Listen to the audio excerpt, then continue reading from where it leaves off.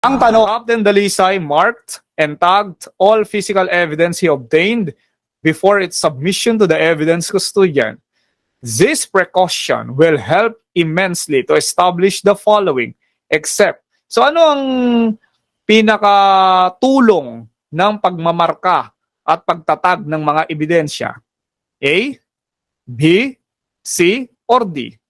Ano dyan yung hindi kasama?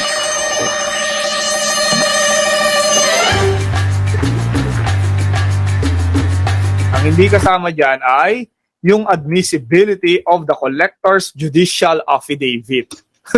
Anong kinalaman ng judicial affidavit niya dun sa minarkahan at tinag ng mga physical evidence?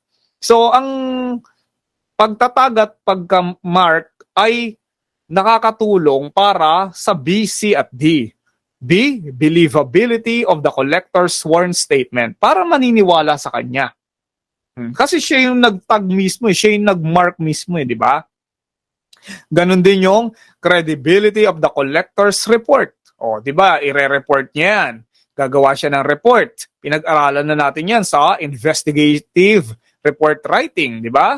At yung letter D, credibility of the collector's testimony in court. So, pagka, paniniwalaan. If you notice, yung B na believability at C at D na credibility, parehas lang yon na tumutukoy dun sa paniniwalaan.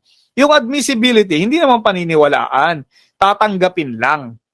Pero not necessarily na paniniwalaan. Aim Smart, your review authority.